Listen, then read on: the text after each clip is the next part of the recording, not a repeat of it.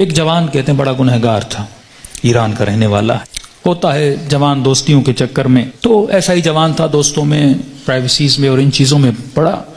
جو والدین نے زیادہ پوچھنا شروع کیا تو اس کو پتا تھا اب گھر میں تو یہ میں کام نہیں کر سکتا، نشے کا عادی ہو چکا تھا، تو اس نے ماں باپ کو چھوڑا۔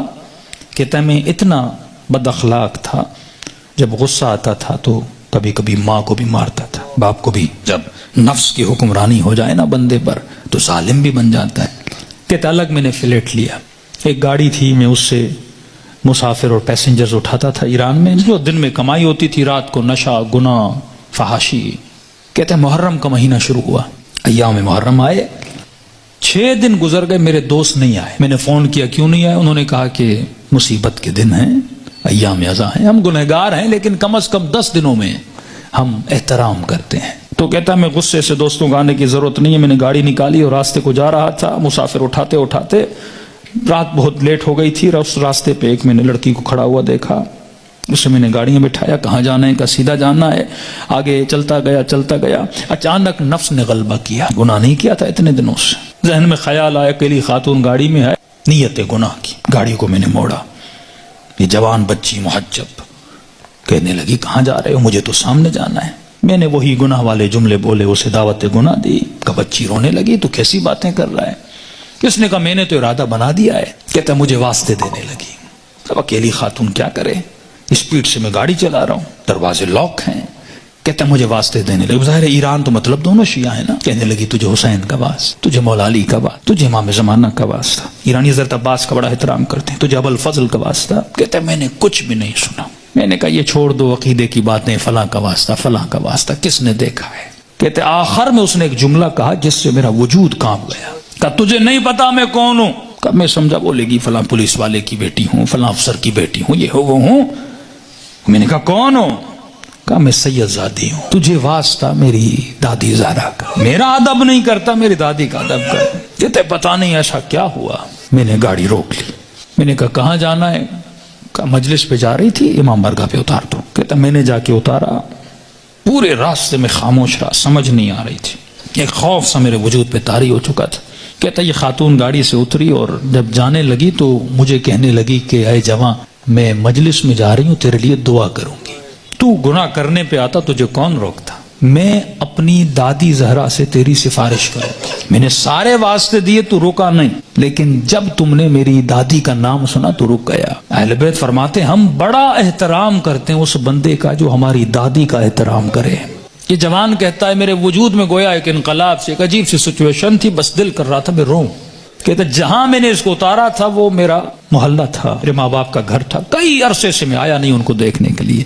میں نے کہا اس بہانے سے جاؤں، ماں باپ سے مل کے آؤں۔ کہتا اب جیسے میں نے کچھائی کی تو اچانک ذہن میں خیال آیا، اب پاورفل ہوا، میرا روح پاورفل ہوا، نفس کمزور ہو گیا، میں نے نفس کو مارا، اس کے گلے کو گھونٹا اور میں نے اپنے روح کی آواز کو سنا تھا۔ اب اچانک میرا روح پاورفل ہوا، میں گھر کی طرف گیا، گھر کا دروازہ کھولا، اندر گیا، گھر میں کوئی نہیں تھا۔ کہتا میں نے ٹی وی کھولا، اتفاق سے ٹی وی پر ایک ایرانی ذاکر کربلا کے مسائل پڑھ رہا تھا۔ کہتا میں سن بھی رہا تھا، رو بھی رہا تھا، اور اچانک جب میں نے چینل بدلا تو جنت البقیع دکھایا جا رہا تھا، سیدہ کی ٹوٹی ہوئی قبر دکھائی جا رہی تھی، اور ذاکر بتا رہا تھا کہ نبی کی بیٹی اتنی مظلوم ہے کہ اس کی قبر کا کوئی نشان بھی نہیں ہے، ہمارے گھروں پر بھی چھتوں کا سایہ ہے لیکن نبی کی اولاد کی قبروں پر کوئی سایہ نہیں ہے۔ اس نے سارے مسائل پڑھنا شروع کیے، اتنے درد بھرے مسائل، کہتا میرا دل پھٹنے لگا جب میں نے سنا اتنی بہترامی نبی کی بیٹی کی، تو کہنے لگا سیدہ میں اتنا بڑا گنہگار ہوں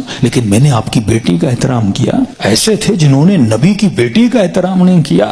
کہتا اب جب رونے لگا تو مجھے اپنے گناہ، اپنی خطائیں، اپنی بدکاریاں سب یاد آنے لگی، جتنی میری اندر کی کثافتیں تھیں گویا کسی نے سامنے لا کر کھڑی کر دی تھی۔ اب میں رو بھی رہا تھا، اللہ سے معافیا بھی مانگ رہا تھا، اتنے میں میری ماں گھر آئی، جس ماں کو مارتا تھا اتنے سالوں کے بعد جب ماں نے مجھے دیکھا، کہتا جیسے مجھے دیکھا تو دیکھ میں رو رہا تھا، کہتے جیسے مجھے دیکھا تو بڑے پیار سے میرے ماتھے کا بوسہ دیا اور کہنے لگی رضا تو وہ نہیں جو یہاں سے گیا تھا، مجھے بدلا بدلا لگ رہا ہے۔ تو میں نے رو کر کہا کہ اماں مجھے سیدہ نے بدل دیا۔ کہتے معافی مانگنے لگا، ہاتھوں کا بوسہ لیا، ماں کے قدموں پہ گرا کہ اماں مجھے معاف کرنا، میں بہت برا تھا۔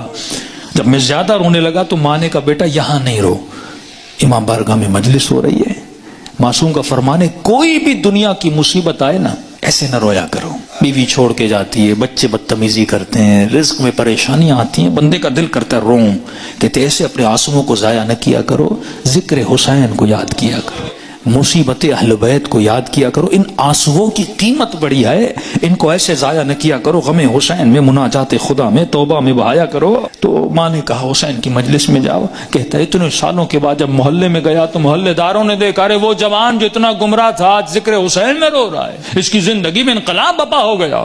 کہا کہ جب سے گیا، اس کی ماں کہتی ہے یہ خادم بن گیا حسین کا، یہ عزاداروں کے برتن دھوتا، کبھی جوتیاں بناتا، کبھی وہاں پہ ان کے لیے چائے رکھتا، دن رات خدمت کر رہا ہے کہ پورے محلے نے گواہی دی کہ یہ اس سے سچا عزادار ہم نے دیکھا نہیں ہے۔ کہتے ہیں 1-2 مہینے گزرے، ایک قافلہ بنا کربلا جانے کے لیے، تو لہٰذا اس قافلے سالار جو تھا، مسجد کا ہیڈ بھی تھا، پریزیڈنٹ بھی تھا، اس نے اسے بلایا کہ رضا ادھر آ، ایک جوان کو ہمارے ساتھ چلنا تھا جو ہیلپر تھا لیکن وہ بیمار ہو گیا ہے، میں اتنے دنوں سے سوچ رہا تھا کسے لے کر جاؤں اس کی جگہ پر، اچانک ذہن میں خیال آیا تجھ جیسا نیک جوان ہے، اسے لے جاؤں حسین کی زیارت پہ۔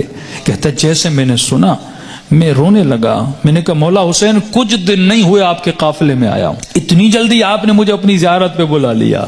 کہا مولا حسین کی زیارت کی، توبہ کی، واپس آیا، پھر ایک قافلہ حج کے لیے نکلا۔ کہا رضا قافلے والے اور محلے والے بول رہے ہیں جب تک یہ جوان چلے گا تو ہم چلیں گے، کیونکہ ہم نے اس سے اچھا خادم نہیں دیکھا، اس سے اچھا محبت کرنے والا نہیں دیکھا۔ کہ تب تو پاؤں سے زمین نکل گئی کہ سیدہ اپنے بیٹے کی زیارت بھی کروائی، اب اپنے جنت البقیع بھی مجھے بلا لیا۔